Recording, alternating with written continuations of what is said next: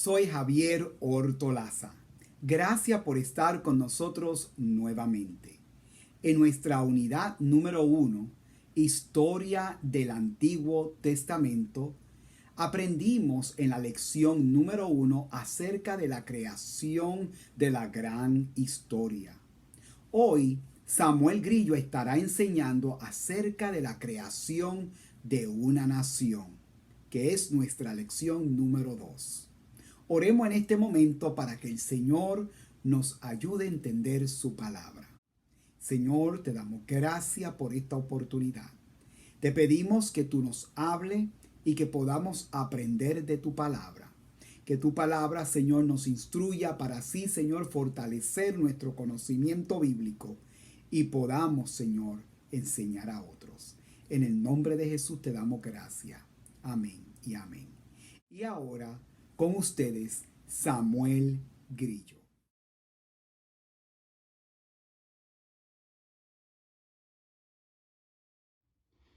Dios me los bendiga a todos, mis hermanos. Es un placer estar con ustedes una vez más. Antes de comenzar, siempre me gusta darle gracias al Señor por la oportunidad que nos da de escudriñar su palabra. Le pido que el Espíritu Santo nos la revele en esta noche y que en obediencia la podamos poner en práctica en nuestras vidas.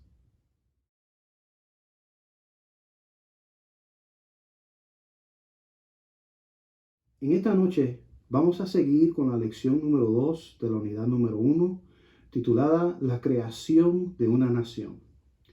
Su subtítulo lee así: Dios establece su pacto con el pueblo de Israel.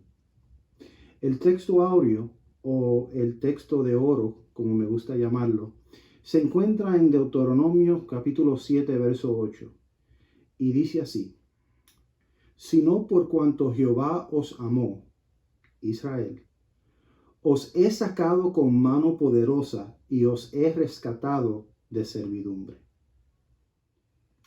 Para poder entender esta lección es importante leer el capítulo 1 y 2 del libro de Éxodo.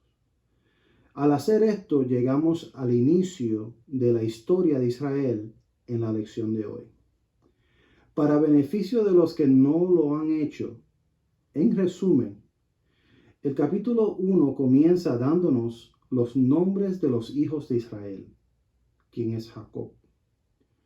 Menciona sus 12 hijos y luego sus descendientes. Entre ellos menciona a José y sus hermanos. Pero la historia comienza después de la muerte de José y sus hermanos, con un rey de Egipto que subió al poder y que no conocía a José y lo que había hecho. Este rey se dio cuenta que el pueblo de Israel estaba creciendo en número e ideó un plan para evitar que el pueblo siguiera creciendo. Primero, los esclavizó. Cuando eso no funcionó, el rey le pide a las parteras hebreas Cifra y Púa que mataran a los varones cuando nacieran y dejaran a las hembras vivir. Pero Cifra y Púa temían a Dios y no obedecieron al rey. Luego el rey mandó a que tiraran al río Nilo a todo niño hebreo recién nacido del pueblo de Israel. Y es aquí cuando comienza la historia de Moisés. Moisés es rescatado por la hija de Faraón, quien lo encontró a la orilla del río Nilo, en una canasta. Y una cosa da con la otra y su madre termina criándolo. Así que Moisés crece en la casa de Faraón, pero siempre tuvo consciente su origen hebreo y que el pueblo de Israel era su pueblo. Esto lo podemos ver cuando en una visita al lugar donde el pueblo estaba esclavizado trabajando, vio cómo su pueblo estaba siendo oprimido y mató a un egipcio que estaba golpeando a un hebreo. Aunque trató de ocultar el cuerpo, ya alguien lo había visto y es confrontado por el faraón. Moisés se ve obligado a huir del faraón y de Egipto y huye a Madián. En Madián, Moisés conoce a Reuel y Reuel le da a su hija Séfora por esposa. Ellos luego tienen un hijo llamado Gersón. Al paso de los años, el rey de Egipto muere y en el verso 23 del capítulo 2 de Éxodo, vemos cómo Dios escucha el gemido de su pueblo Israel y dice: clamaron por su ayuda y su clamor subió hasta Dios. Verso 24. Quien oyó sus gemidos y se acordó del pacto que había hecho con Abraham, Isaac y Jacob. Verso 25. Miró desde lo alto y a los hijos de Israel y supo que ya había llegado el momento de actuar. Es aquí donde comienza nuestra lección. Punto número 1. Dios libera a su pueblo. En Éxodo capítulo 3, verso 10, vemos el llamado de Dios a Moisés. Dice así: mira, el clamor de los israelitas me ha llegado y he visto con cuánta crueldad abusan de ellos los egipcios. Ahora ve, porque te envío al faraón. Tú vas a sacar de Egipto a mi pueblo Israel. Moisés se encuentra pastoreando ovejas en Madián, en el monte Horeb, que más tarde se conoce como el monte Sinaí. Mientras se encontraba ahí, Moisés vio una zarza ardiendo que no se consumía. Fue ahí precisamente donde él tuvo un encuentro con Dios. Dios le dice que había llegado el clamor del pueblo y que había visto la crueldad de los abusos de los egipcios. ¿Te has puesto a pensar el hecho de que habían pasado 400 años que el pueblo de Israel estuvo clamando por liberación? ¡Wow! Israel todavía sabía cómo gemir y ante quién hacerlo: el Señor. Al igual que los israelitas, nunca estamos lejos de Dios, quien nos escucha y nos ama. Nunca estamos tan lejos de Dios como para que Él no pueda escuchar nuestras oraciones. Nunca estamos en una situación tan difícil como para que Él no pueda librarnos y sostenernos mientras la enfrentamos. Esto se debe a que Dios no escatimó en establecer una relación con nosotros a través del nuevo pacto de la sangre de Cristo. Somos sus hijos y debido a que lo somos, Él promete cuidarnos a pesar de lo que enfrentamos. Podemos estar seguros de que Él nos escucha y tiene nuestro bienestar en mente. Después de llamar a Moisés, Dios conduce a Moisés a librar a su pueblo. Y de forma sobrenatural el pueblo es librado. Un punto que quiero señalar durante la liberación del pueblo de Israel es un acontecimiento que alude al sacrificio perfecto que conocemos en Cristo. Es la última plaga que envió Dios a los egipcios: la muerte de los primogénitos de la tierra. Durante esta plaga, Dios protegió a los hebreos. Cada hogar sacrificó un cordero perfecto. Como resultado de esto, vemos que la protección de Dios sobre el pueblo hebreo tuvo lugar a través de un sacrificio y de la observancia de la Pascua. La muerte del cordero fue un recordatorio de que para que las personas no tengan que enfrentar la experiencia del juicio de Dios, es menester un sacrificio. Bajo el antiguo pacto se sacrificaban animales como sustitutos del perfecto y final Cordero de Dios, el que quita el pecado del mundo, quien es Cristo, como lo menciona Juan en el capítulo 1, verso 29. Seguimos con el punto número 2 de nuestra lección. El pacto es establecido. En esta parte vamos a ver cómo Israel se convierte en un reino sacerdotal y luego veremos cómo se convierte en un pueblo santo. Éxodo 19 del 1 al 8 describe el pacto mosaico. 2 meses después de haber salido de Egipto, los israelitas llegaron al desierto de Sinaí. Moisés subió al monte para presentarse delante de Dios, y el Señor lo llamó desde el monte y le dijo, Éxodo 19, verso 3. Comunica estas instrucciones a la familia de Jacob. Anúnciales a los descendientes de Israel. Verso 4. Ustedes vieron lo que hice con los egipcios. Saben cómo los llevé a ustedes sobre alas de águila y los traje hacia mí. Verso 5. Ahora bien, si me obedecen y cumplen mi pacto, ustedes serán mi tesoro especial entre todas las naciones de la tierra, porque toda la tierra me pertenece. Verso 6. Ustedes serán mi reino de sacerdotes, mi nación santa. Esto es el mensaje que debes transmitir a los hijos de Israel. En la misma manera en la cual los sacerdotes mediaban entre Dios y la humanidad, Israel había de ser un mediador entre Dios y las naciones. De la misma manera en la cual la iglesia visible es una comunidad atractiva, Israel había de demostrar el pacto y dirigir a las naciones hacia Dios.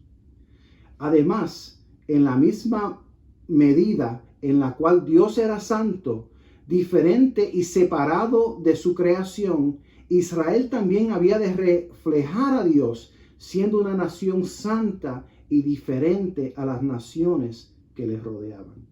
Esto era el significado que tenía el que Israel fuera un reino de sacerdotes.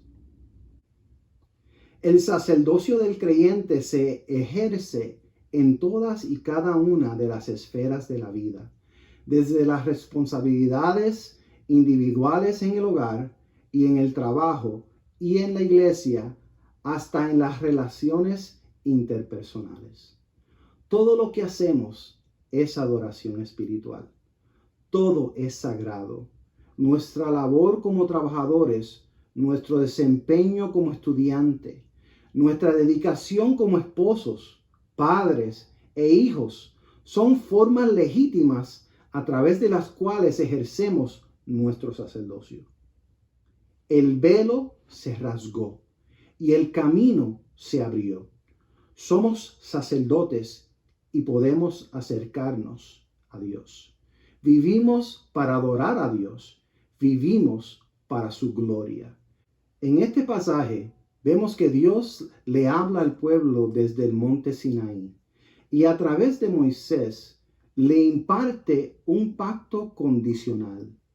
Esta es una de las cosas que diferencia el pacto mosaico al pacto abrámico. El pacto mosaico es un pacto condicional. Dios prescribió términos y condiciones, las cuales era menester seguir si Israel deseaba poder experimentar las bendiciones de Dios. Sin embargo, el pacto abrahámico era uno de índole unilateral, en el cual Dios establecía los términos y prometía cumplirlos él mismo, independientemente de la manera en la que Abraham o sus descendientes respondieran a él. En Deuteronomio capítulo 7, versos 6 al 11, Dios le dice al pueblo de Israel que son un pueblo santo, porque le pertenecen a él. Y es que Israel debía ser distinto a otras naciones para poder revelar algo del carácter de Dios a los demás. El verso 6 termina diciendo, el Señor tu Dios te eligió a ti para que seas su tesoro especial. Y es que el pueblo de Israel fue llamado a ser diferente y mantenerse diferente. Esto solo se puede lograr si pertenecemos fiel.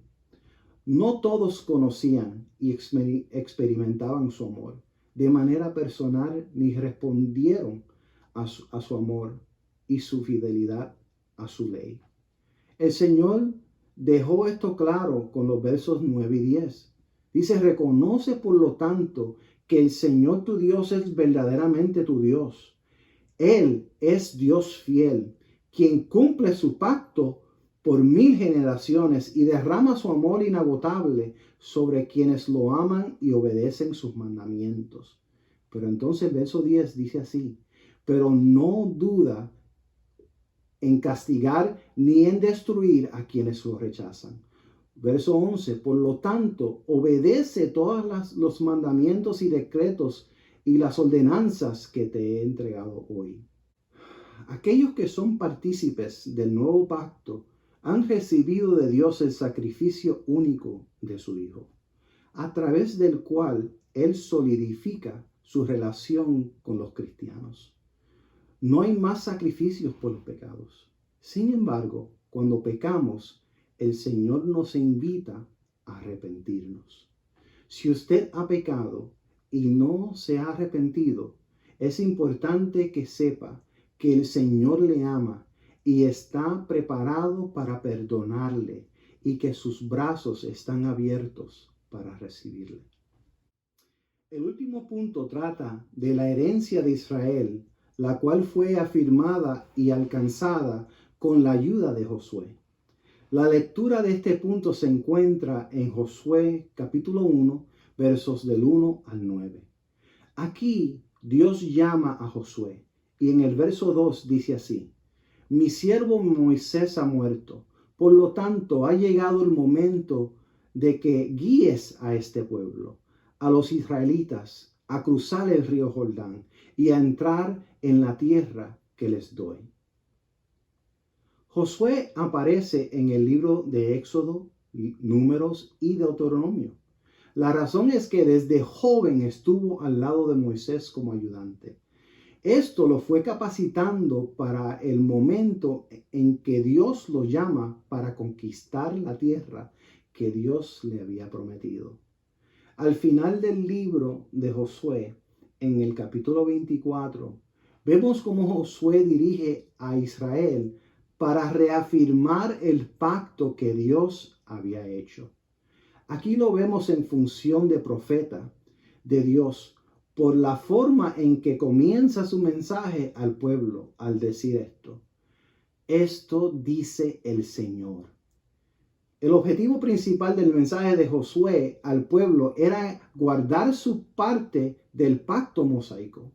Comenzando con Abraham y terminando con Canaán, la tierra prometida, Josué recalca al pueblo, teme al Señor y sírvele con todo el corazón. Echa fuera para siempre los ídolos que tus antepasados adoraron cuando vivían en otro lado del río Éufrates y en Egipto. Sirve únicamente al Señor. El libro de Josué ofrece muchas ideas acerca del liderazgo. Josué fue uno de los pocos líderes proféticos y militares que permaneció intachable a lo largo de su carrera.